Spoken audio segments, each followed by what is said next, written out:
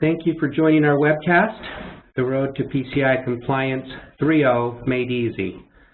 The recent high-profile security breaches covered in the media have underscored the importance of PCI compliance and raised a lot of IT security questions for businesses. In this webcast, Truvantis CEO and founder Andy Cottrell will provide a best practice roadmap for your journey to PCI 3.0 compliance, complete with tips and advice to help you smooth the way. He'll also discuss what's known about recent retail data thefts and what it means for your company's security policies and procedures. Andy has over 25 years' experience designing, implementing, and managing IT security for businesses. He has a deep knowledge of security technologies, testing, and how to implement real-world solutions. In addition, Andy is a qualified security assessor, QSA, approved by the PCI Security Standards Council. He'll cover the best practice roadmap in the first 30 minutes, then we'll open up the webcast for your questions. Please ask questions through the Q&A feature of WebEx. We'll answer them after Andy concludes the presentation. Please note that this webcast is being recorded, and we will make the recording available after the event. If you have any additional questions after the webcast, please email them to info@truvantis.com. With that, I'll hand the event over to Andy. Welcome, Andy. Thanks, Brian. So, good morning, everybody.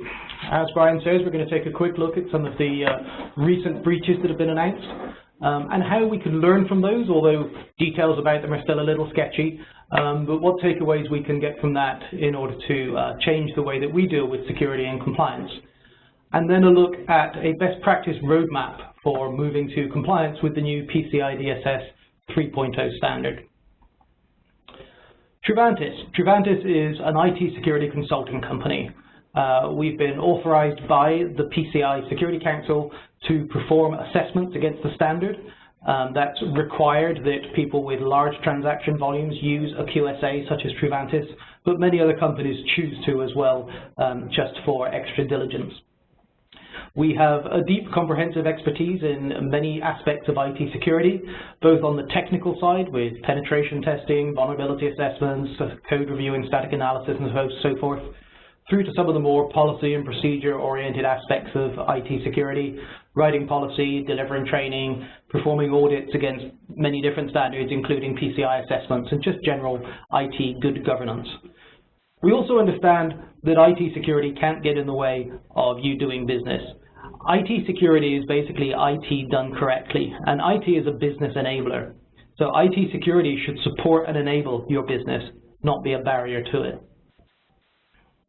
So, recent data breaches. Well, the biggest one we've heard about recently, or the one that's been making the most noise for some time, was the Target breach, which was somewhere around Black Friday last year in November. It affected Target greatly. Their Q4 revenues were down 5%, but their Q4 profits were down 46%. The cost of the breach I saw recently was at $61 million and counting. And since then, we've heard about many others. White Lodging Services, which runs a bunch of hotels for Marriott, Starwood, and Intercontinental brands. Neiman Marcus, more than 1 million customer cards compromised in a breach that happened last summer. Last month, Michael's, the chain of craft stores, may have been breached. And only last week, we heard that Salad Beauty Supplies has had a breach compromising card data for 250,000 cards. So how could this happen? What's causing this? Well, specifically for Target, we do know some details, although the investigations and the announcements are still ongoing. But let's talk about that for a second, as it was quite large and quite recent. It seems that malware was placed on the computer of a operative at a vendor. So it wasn't, in the initial compromise, wasn't at Target. It was at one of their subcontractors. I believe it was somebody in the firm that managed their HVAC systems. And that user had remote access into the Target environment. Not into their cardholder data environment, but just into a Target network. I believe it was for use for managing payments and invoices and the business relationship between the two firms. But that credential, it seems, was an Active Directory credential, which could then be used, that privilege could then be used to as a stepping stone into the cardholder data environment. And then once the attackers had captured this credential, moved into the cardholder data environment, they were able to compromise the point of sale machines, install malware, and then extract the credit card data as transactions were happening on the point of sale machines. So that's specifically a little about what we know from Target at the moment. But in general, what causes this? How does this happen? Well, clearly PCI is the reference standard, but that's just the baseline of security. It's not enough. It's just a baseline. Based on the information we've got in the media reports, it seems that companies that we've heard about recently, they just weren't actually PCI compliant. They thought they were. They've been through their audits and assessments, but it turns out when we look at what happened in the breach, they were not compliant. So PCI is the minimum standard, but many people are not even achieving that. So that's the specifics, but what about the general industry impact of these breaches? Well, on the one hand, these are just the latest in a long succession of breaches and compromise of cardholder data, so perhaps nothing dramatic will change. It's possible there may be more regulation. I think that's unlikely. It's been discussed, but there's great opposition to anything, any new regulations or laws that would be a barrier to people doing business. Maybe we'll see some increases in breach disclosure laws or the transfer of liability, but I don't think there's going to be anything very soon which requires people to be more secure by law. So the drivers, I think, will be from the card brands. The card brands, Visa, MasterCard, American Express, and so forth, they're the founders of PCI, and they're already pushing hard to get merchants and service providers to comply with the PCI DSS and other PCI standards. They're pushing hard through their members, who are often the banks and the card issuers, to get the ecosystem to move into a more secure and more compliant state. Many vendors and service providers continue to develop products and services to reduce the burden of security and compliance. But let's be clear, buying the right product or contracting with the right vendor is going to be a great help to you, but it's not going to achieve your security goals. They're providing tools, and they're tools for you to use. But just because you get a service or a product doesn't mean you're done. It's just something that you can use. Another approach is that a lot of people are trying to get this account data, just get it out of their environments. See if they can re-engineer their business processes so that they don't need to see the card data ever. If it's when the consumer gives the card data, don't give it to the merchant, give it to a service provider. Let the service provider deal with the compliance burden. If you don't need to store the data, don't store it. So reducing the scope of applicability of PCI compliance and reducing your risk by outsourcing it to other people can be a great step. So specifically for you, what's the impact going to be for your business? Well, firstly, I do urge you to focus on security. Don't focus on compliance. Security and the reduction of risk is what you're trying to achieve. And PCI compliance is a great tool for achieving that. So compliance with the PCI standard should not be the destination that you're looking for. Being secure enough, managing your risk correctly, those should be your destinations that you're aiming for. And PCI compliance is a framework and a tool that you can use to structure your approach to trying to reach that destination. Another response, I think, will be an increased push to move to EMV. EMV is a standard that's been around for many years and widely deployed in Europe and in other countries where the credit card comes with a smart card built into it. And if you look at the card, you can see the contact patch for the smart card on the credit card. It's been available in Europe for many years, but it's been very slow and very difficult to get adoption in the US. But the card brands and the other players in the ecosystem are pushing hard now to get adoption of this card, which is going to require issues of new cards to all the cardholders, and people at the point of sale are going to need new equipment to be able to use those cards and interface with them. But there's a push to try and get people moved over so that they can accept payment by these cards and have cards out to the consumers in 2015. And this greatly reduces risk because it's much harder to steal the card data when it's an EMV transaction rather than if it's a magnetic swipe transaction. So as it's reducing risk, the card brands are starting to push hard to get people to adopt that. Also, we are all targets now, and I don't mean target the firm, I mean target the victim. So being too small or uninteresting is no longer a protection. We used to talk about IT security to smaller firms, and they'd say, yeah, it's interesting, but we're not interesting enough to be a target. We're not big enough to be a target. The attackers won't come and look at us.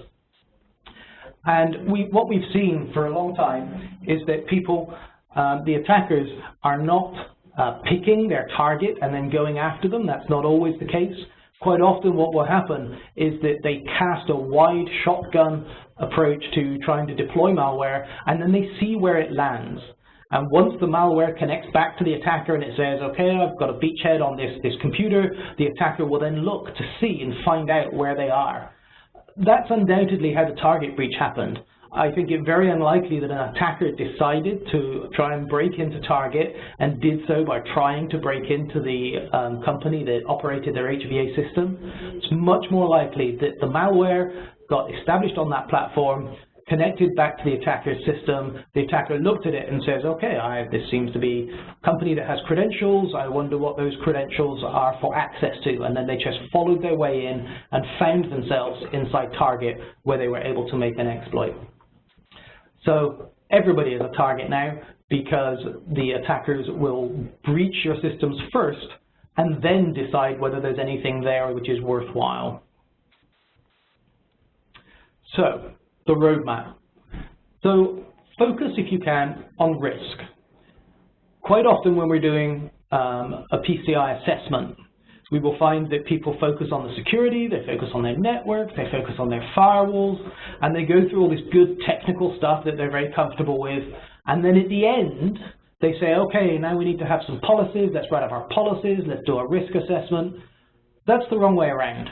You should start with your risk assessment. Before you do anything else on a journey to compliance with PCI or in moving to compliance with PCI 3.0, focus with your risk assessment. Step back and say, where are the threats? Where are the risks? Where do we need our protections? From there, write your policies and make those very high level, and then create steps to actively reduce that risk, and do so within the framework of PCI DSS. There are several things that you can do to really very dramatically reduce your risk. One is segmentation. Take your network and decide how much of this needs to be in scope for PCI and how much of it is just normal business operations and doesn't need to have access to cardholder data. Separate it into two and make sure you've got a firewall which is managed in a PCI compliant fashion to separate the two pieces apart. Then you only have to worry about the security and compliance of that smaller segment for PCI DSS compliance.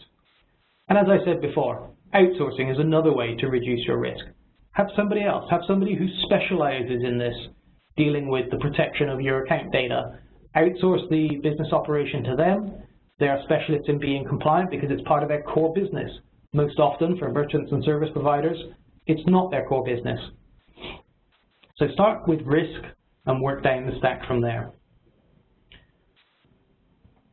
So if you've already achieved PCI compliance or you're on that journey, then it's time, I think, to review your status and re-energize your program. If you've already got an assessment against PCI 2.0, are there any outstanding issues? Are you satisfied with the current policies and procedures and the way that your staff comply with those procedures? Make a list of those places that need to be revisited. And most importantly, reevaluate places where last time around you cut yourself some slack and you said, maybe we could do a bit better there, but by the letter of PCI, we don't have to, so it's going to be okay. So maybe it's time to reevaluate those and decide whether, again, you're making the right assessment of risk in those places. So secure your operations, guided by PCI, but doing that, you need to do it as a business as usual behavior, not an additional burden. You should be transforming the way that your general day-to-day operations take place so that they are secure and compliant with PCI, not trying to bolt compliance onto operations which just carry on as they did before. Next step would be to try and identify anything that makes you special. Do you have a lot of transactions which are card not present? Do you have particularly high fraud rates? Look at other things that are perhaps outside of the literal scope of PCI. Do you have a lot of PII, personally identifiable information, that should be protected as part of the same security program which is going to protect your card data and achieve your PCI compliance. You should worry about business partners and vendors that have access to your systems. Are they compliant? Just because they have a certificate which says that they have been assessed or have self-assessed for PCI compliance, that doesn't reduce or minimize your obligation here. It's your responsibility to make sure that your business partners and your third-party vendors that provide services that have access to your systems, it's your responsibility to make sure that they are compliant. And seeing their compliance statement is one of the tools that you can use to help you be confident that they are compliant. If you have a partner who provides a certificate, but you see them acting in a non-compliant fashion, then that is your problem. The certificate is just a tool. Your responsibility is to make sure that your partners and vendors are compliant.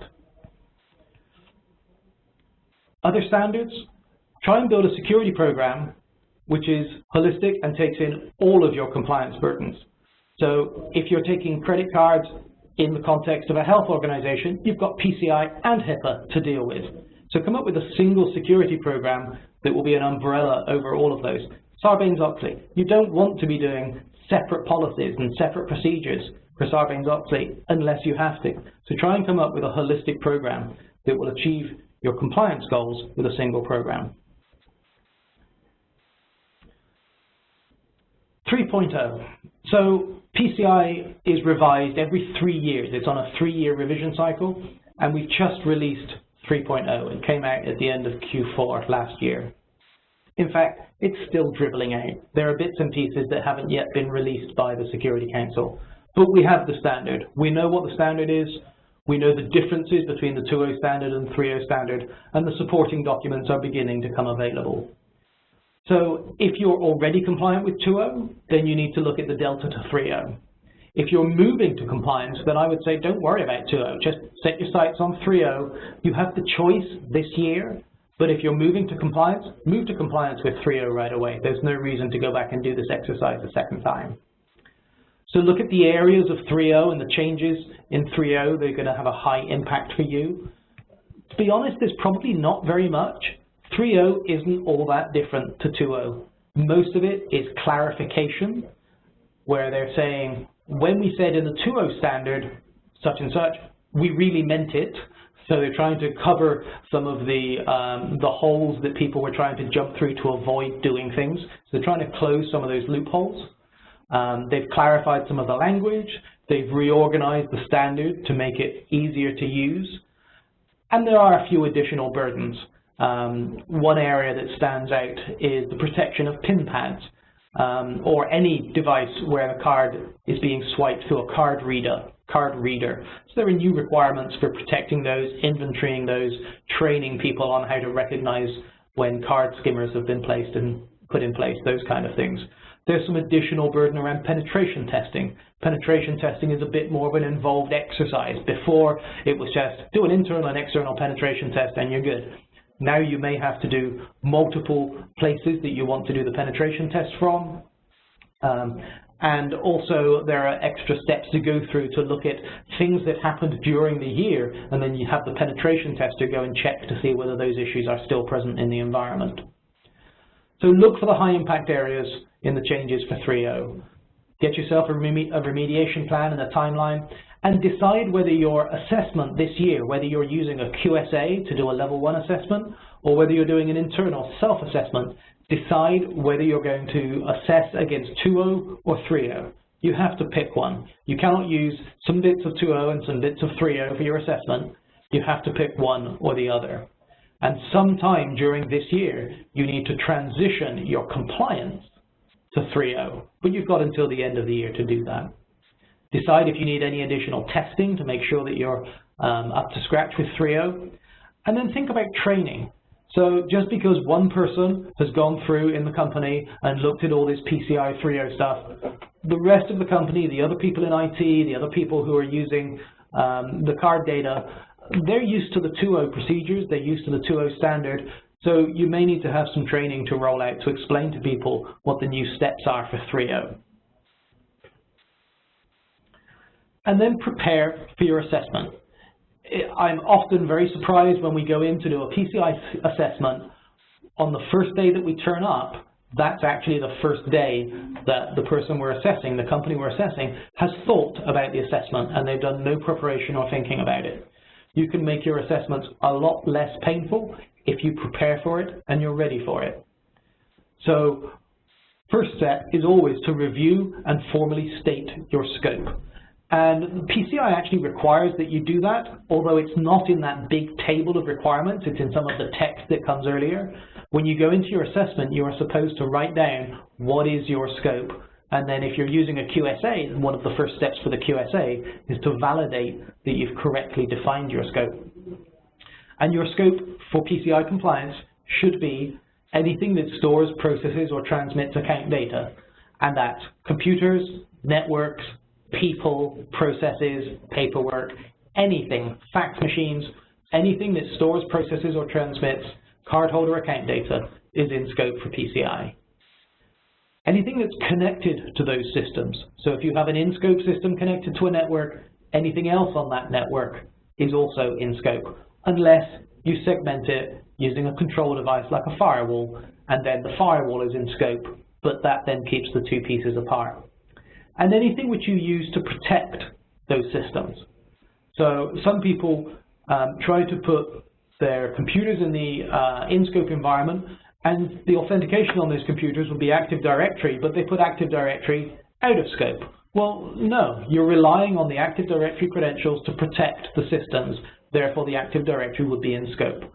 So anything which is used to protect or the security of the cardholder data environment relies on, anything like that would also need to be considered in scope. So go through that exercise, review your scope, write it down.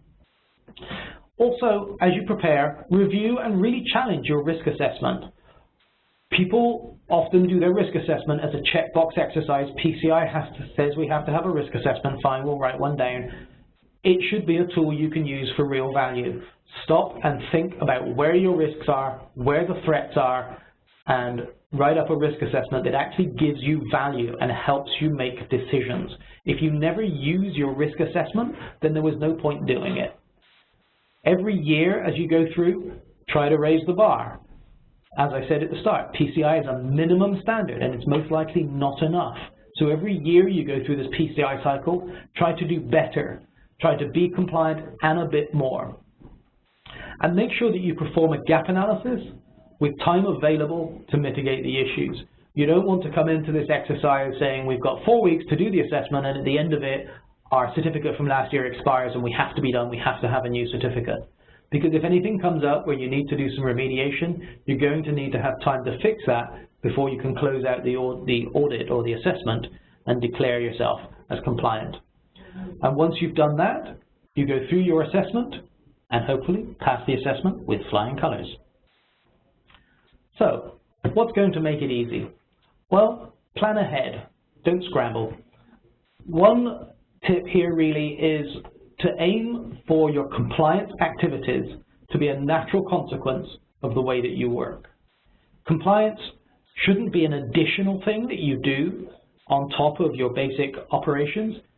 Being compliant should be the path of least resistance. If people create a credential, then the way that a credential is created should naturally create the audit trail for authorizations and the audit trail to show that it was done. Create a script so that when you create a credential, all the necessary PCI pieces are naturally done. Don't create the PCI steps as an additional thing to do on top of the basic IT operation you're trying to perform. And also aim for validation to be simple. Again, scripts that create the audit trail.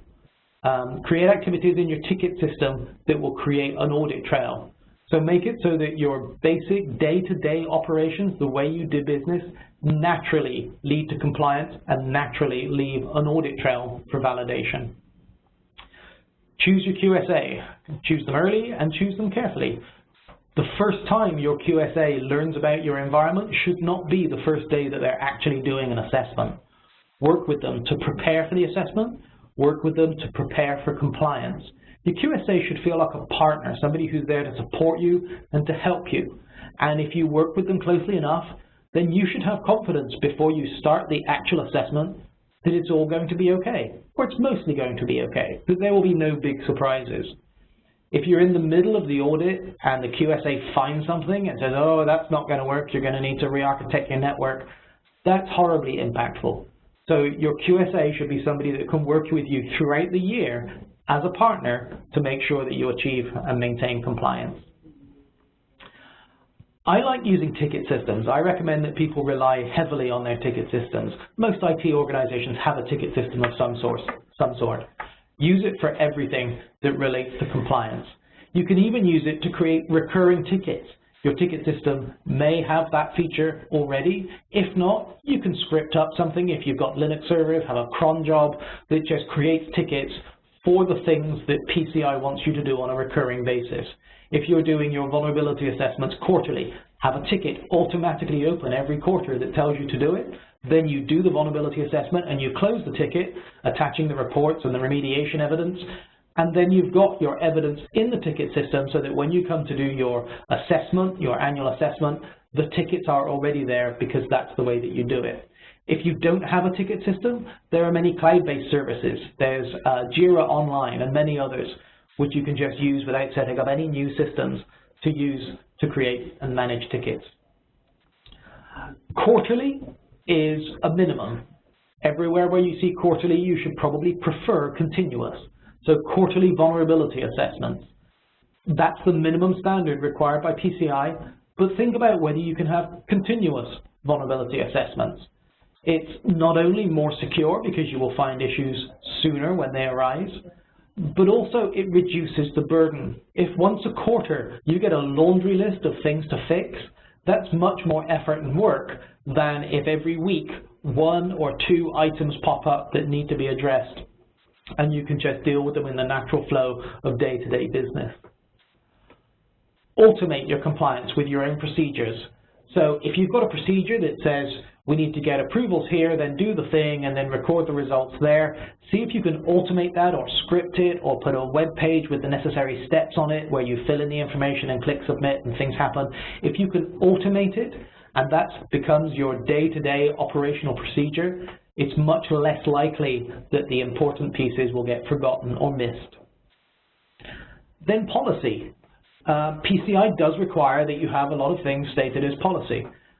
I believe you should write as little policy as possible, because policy is something that you tend to do once or you do it annually, and then once it's done you put it on the shelf and you don't look at it. So what value is it?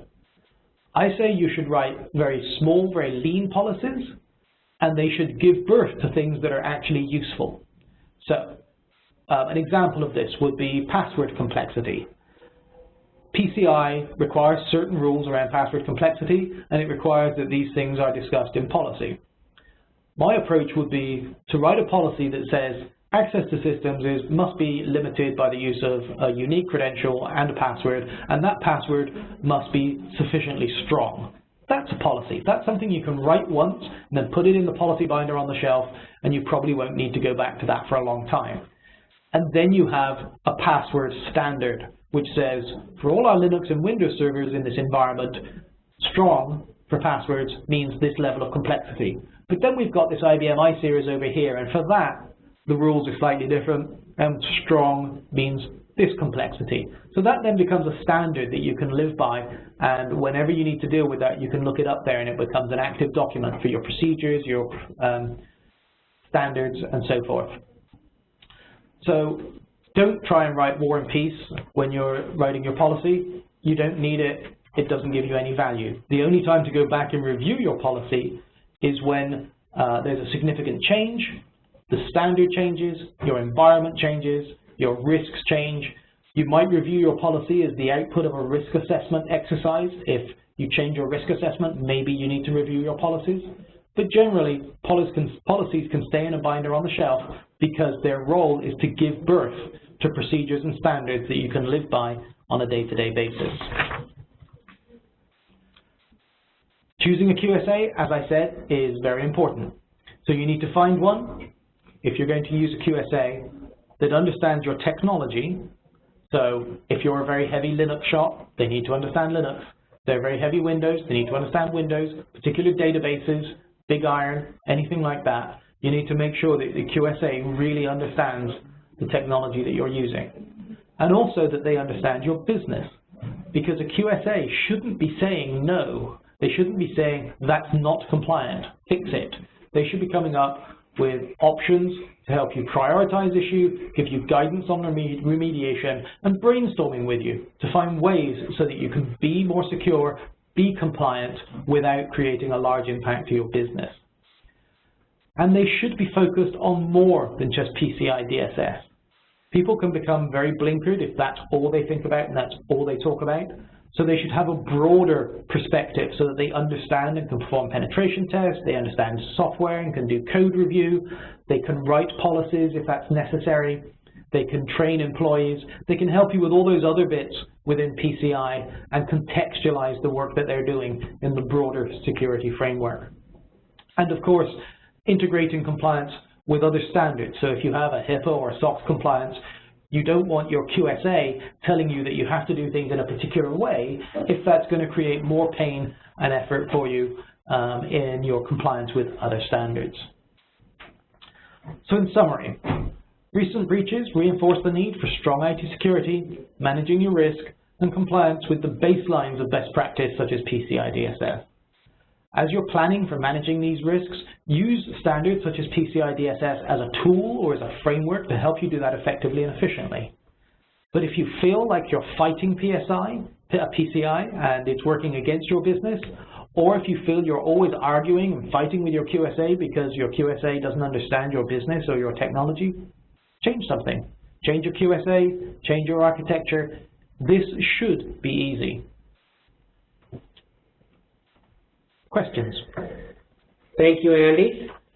With that, we'll take your questions. Please use the Q&A feature of WebEx.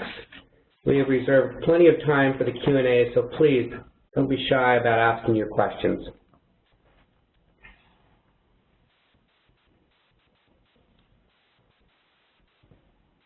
So there's one here.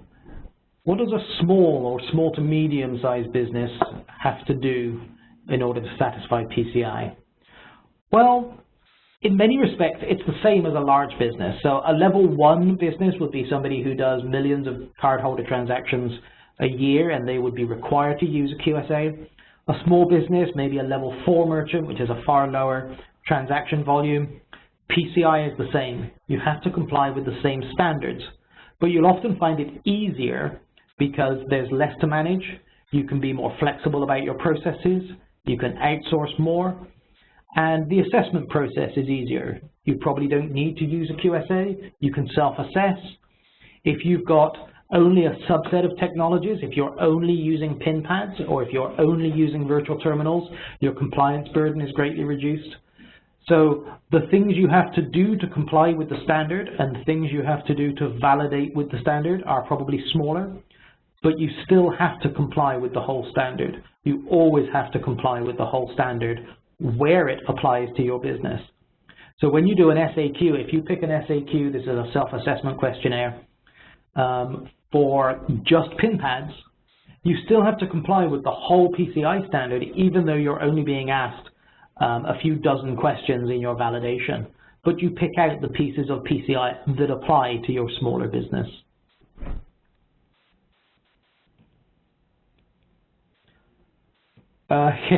So how do I make sure that I'm not the next security breach in the media?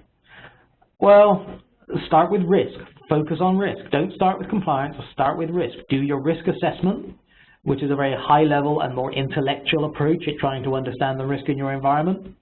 And then do your penetration test and your vulnerability assessments, and that's where you're making a more technical assessment of risk. But both of those exercises are trying to find your risks and then make sure that you've got an appropriate response to those risks in place. And I guess I'd also say trust nobody. So if you're going to use a vendor, if you're going to use a service provider, don't just assume that they are compliant, and don't assume that no risks will come through from those channels. The way that you use and rely on vendors and service providers and partners, the way that you work with them and assess those risks should be a critical part of your risk assessment exercise, because they are quite possibly a larger component of your risk. Just look at Target. The risk came in through a connection from a third party who was to some extent trusted. They were given a credential so they could log in.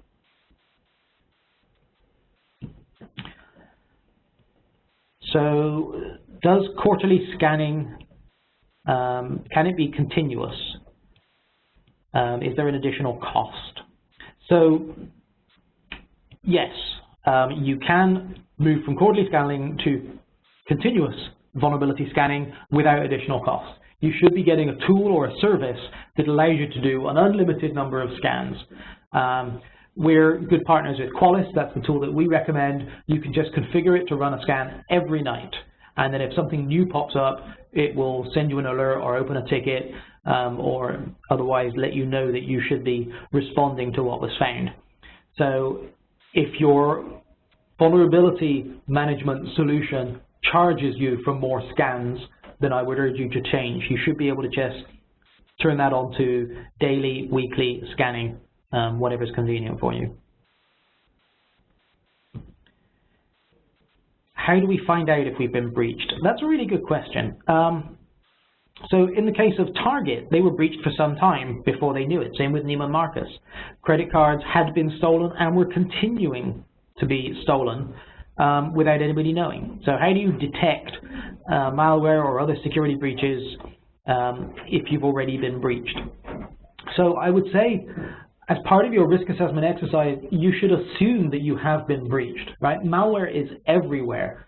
So sure, do the whole hard perimeter thing, let's have firewalls and defenses to keep people out, but also go spend a lot of time thinking about what happens if they're inside? What can they do? How can we detect them? How can we defeat them? And so the tools that you would use here are things like monitoring, logging, alerting, continuous testing, those kind of products and services and capabilities and behaviors. And an important thing here is to make sure that they are configured so that they are valuable. Quite often I've gone into an audit or an assessment for PCI and we say, okay, where's your logging and your log monitoring? And they say, there it is, we've got this service, we pay every month for this service from some log management vendor, and they provide a logging solution which is monitored, so we're PCI compliant. And then I ask, okay, well, so if I were to go in and do something, some exercise of privilege in the environment, would it generate an alert? Would it generate a log? And the customer says, I don't know. We outsource all that to some other vendor, and they deal with it.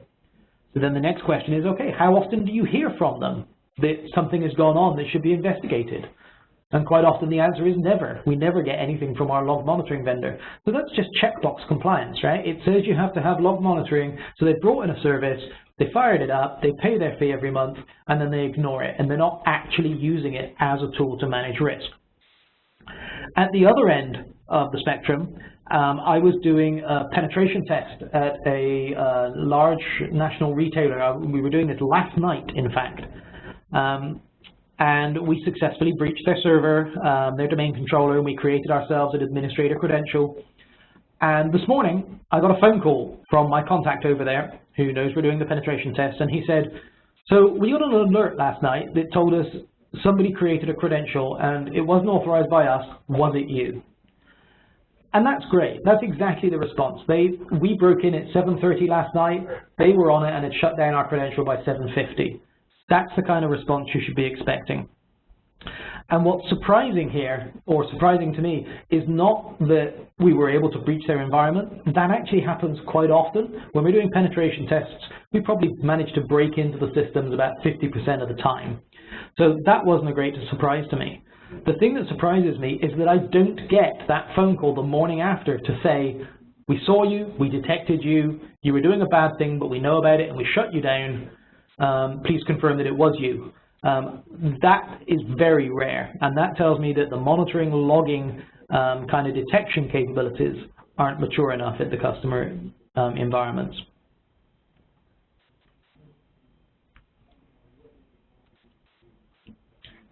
So when do people need to migrate to EMV? Okay, so this again is the smart card based credit cards. And there is no requirement that you do. You can continue to do everything that you do at the moment. And in fact, it's also worth noting that EMV does not impact PCI in any way. If you're doing EMV, that doesn't mean you don't have to do PCI, and it doesn't mean you have to do less PCI. It may reduce your scope, which will be great. And then you'll have a PCI burden on a smaller scope. But other than that, PCI and EMV are completely separate things. The card brands are pushing hard to get people to adopt EMV, and I believe the latest information I've seen is that is somewhere around the middle of 2015. If people have not adopted EMV, then the merchants will need to be accepting the risk of a breach, and it will not be absorbed by the banks or the card brands in any way. So you have to talk to your acquirer or your bank to see exactly what their rules are and what their expectations are. That's the direction that this drive is being managed through, and they will tell you how it relates to your specific business. But it's kind of the middle of 2015 that people want to see this rolled out, and you're not going to be forced to, but you are going to be financially encouraged to make that transition. Thank you so much, Andy. I'm going to give you another final chance to ask any of your questions. Please do that now. Okay, it doesn't look like there's any additional questions, Andy. I want to thank Andy and thank all of you for your attendance to today's webcast. We'll post this webcast on the Truvantis website at www.truvantis.com, Truvantis.com. If there are any additional questions, please send us an email at info@truvantis.com.